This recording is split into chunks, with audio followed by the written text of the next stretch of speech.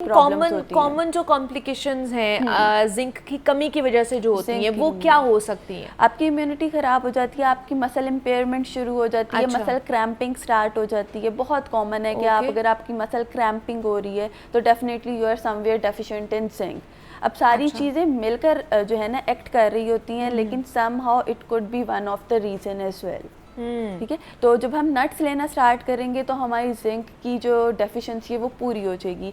Red meat जो है वो बहुत अच्छा सोर्स होता है जिंक का, लेकिन at the very end of the day क्या होता है कि हम लोग जितनी भी फूड प्रोडक्ट्स खा लें, क्योंकि हमारी डाइट बैलेंस नहीं है, तो अगर मैं कहूँ कि मैं पीनट्स खा रही हूँ या रेगुलर बेसिस पे जो है आमंड्स खा रही हूँ या फिर मैं वॉलनट्स खा रही हूँ, कैश्यू नट्स खा रही हूँ, हाँ, उससे इतनी ज़्यादा, क्योंकि हम लोगों ने अपना जो है फैट कंट्रोल भी देखना है। This is not only rich in zinc, these are also rich in fat, तो हमें वो वाली चीज़ भी देखनी है।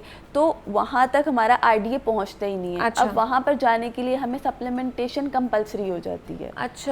या तो हमने पहले से रिजर्व रखे हो तब हमारा डाइट से ही पूरा हो जाता है, लेकिन हमारे पास क्योंकि डेफिशिएंट चल रहे हैं हम हर एक सिंगल न्यूट्रिएंट में, तो सप्लीमेंटेशन फिर हमारे लिए ज़रूरी हो जाती है। तो सप्लीमेंटेशन हमें जो है ना फूड के थ्रू तो हमें इनटेक करनी है, लेकिन जो अभी डेफिशिएंसी चल रही है उसको रिकवर करने के लिए सप्लीमेंट, ठीक है, वो सप्लीमेंट आपने खाने हैं, वो उस पे भी बात करेंगे। सप्लीमेंट भी किस वक्त खाने हैं, किस चीज़ के साथ खाने हैं, किस चीज़ के साथ नहीं खाने हैं। लेकिन अगर जैसे हमने कहा कि रिच सोर्स इसका एक तो नट्स है, दूसरा है जी रेड मीट है। नट्स भी कभी कभी आपको पता है कि हम लोग अगर खा रहे होते हैं तो दूध का इस्तेमाल कर लेते हैं, तो उसके साथ फिर दूध नहीं पीना। बिल्कुल, आपने जो है ना नट्स जब भी आप खा रहे हैं तो आप देखें, अब जब भी नट्स की बात होती है तो हम लोग क्या करते हैं, चाय या ऐसी चीज़ भी नहीं आपने खानी है, बिल्कुल भी नहीं, क्योंकि जब भी हम नट्स यूज़ कर रहे होते हैं ना तो नट्स जो है हम पूरी एक मुट्ठी उठाते हैं और खा लेते हैं। जबकि नट्स के जो सर्विंग साइज़ है वो पर डे पे 6 बादाम है,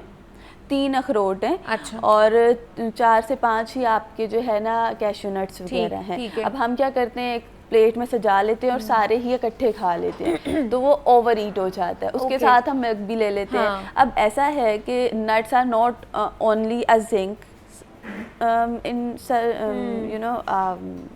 क्या कहें, मतलब उसके अंदर सिर्फ एक सोर्स जैसे जिंक नहीं है, उसके अंदर फैट्स भी हैं और बहुत सारे न्यूट्रिएंट्स हैं और बहुत सारे न्यूट्रिएंट्स हैं। तो उनके लिए समहाउ अगर हम लोग दूध के साथ ले लेते हैं तो बाकी न्यूट्रिएंट्स जो हैं वो मिल्क की वजह से समहाउ एब्जॉर्प्शन हो जाती है, जिंक की रह जाती नहीं होती है, राइट। सो हमें ये चीज़ें थोड़ी सी फोकस में लेनी चाहिए। आप नट्स खा रहे हैं तो आप जो है रेगुलर बेसिस पे मंचिंग प्रोटोकॉल से ले लें, मंचिंग के टाइम पे ले लेंगे तो वो प्रॉब्लम ही नहीं करेगा। ठीक है, और अगर हम गोश्त खा रहे हैं तो उसके फिर क्या प्रोटोकॉल होने चाहिए? उसके साथ फिर हमने क्या नहीं खाना है या क्या ऐसा इसमें इंक्लूड करना है जिसकी वजह से जिंक की एब्जॉर्प्शन अच्छी हो? अच्छा, गोश्त जो है ना हम लोग अगर रेगुलर बेसिस पे, जैसे हमारे यहाँ पे गोश्त वगैरह बनता है स्पेसिफिकली रेड मीट, तो हम लोग अगर उसको ऐसे ही जैसे हम लोग कंज्यूम करते हैं वैसे सालन के तौर पर या ग्रेवी के तौर पर खा रहे हैं, तो that would be very good. और उसमें ये है कि आपको वीक में 2 से 3 सर्विंग्स लेनी पड़ेंगी।